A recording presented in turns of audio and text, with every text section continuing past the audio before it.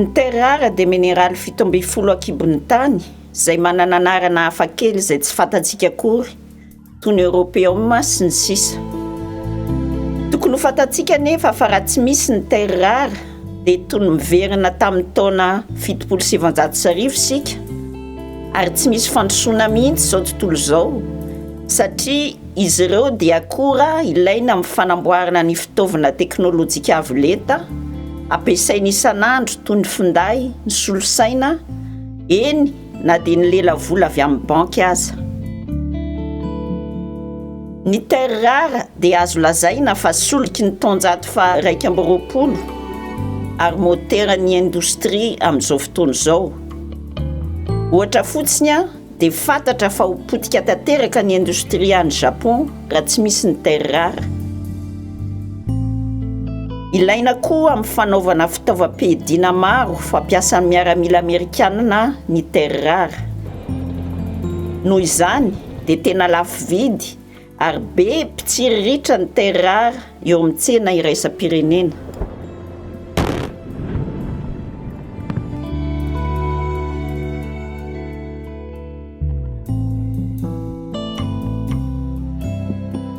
Ny fanovanana terre rare dia miteraka fahalotoana betsaka ary manimba ny tontolo iainana satria mila fampiasana akora simika sy asidra be dia be.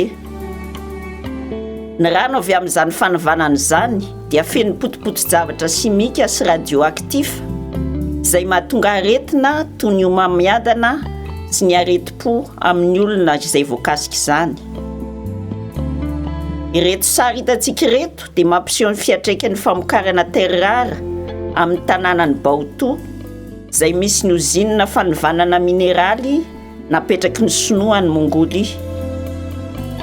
Mitovy endrika amin'ny fary ny toerana fanariana ireo déchets toksika avy amin'ny ozinina ary mahatratra 10 km tora-dro ny velarany. Tsy misy zava-maniry na trondro afaka miaina ao. Rava daholo ny tranon'ireo mponina ary misy fofona manaiky tenda izay re hatramin'ny 15 km manodidina ireo ozinina ireo.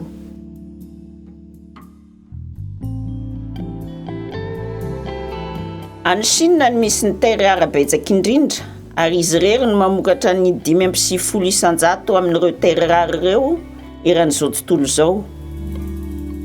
Satria tia notehirizina ny terre rare misy any aminy sady tsy tia no voakasiky ny voka-dratsy avy amin'ny fanovanana azy ireo intsony ny tontolo iainana sy ny vahoakany aminy, dia nanapa-kevitra ny fanjakana sinoa fa ahena ny famokarana terre rare any Chine ary atao any amin'ny tany hafa ny fanovanana azy ireo.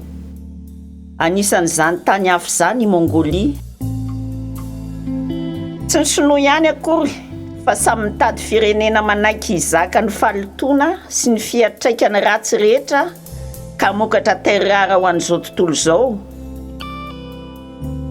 Na ireo tany manan-karena tandrefana koa aza.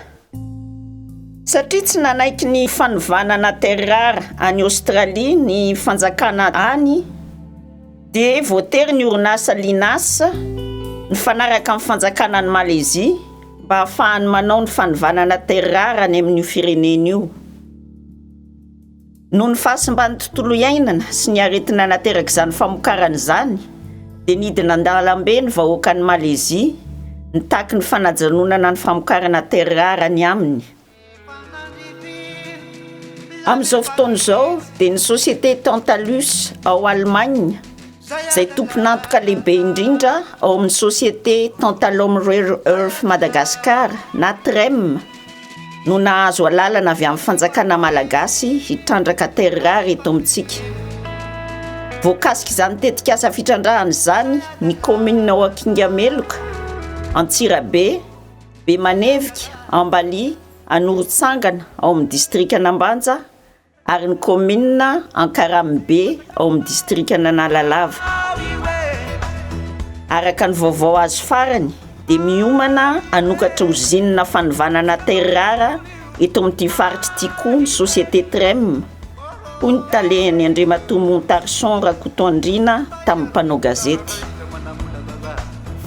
Ny fanontaniana apetraka amintsika rehetra ary ary indrindraindrindra amin'ny fitondram-panjakana malagasy dia ny hoe avelantsika hitovy amin'ny Mongolie sy Malaisie koa ve ny tanin-drazantsika eto Madagasikara ary moa ve tsy tokony fampiarana tamin'ny vahoaka ho voakasika izany asa fitrandrahana sy fanivanana terrary izany ny fanapahan-kevitra momban'izany. Atsika rehetra no mandinika sy mapakapeo milaza ny hevintsika rehetrarehetra mahakasika an'izany.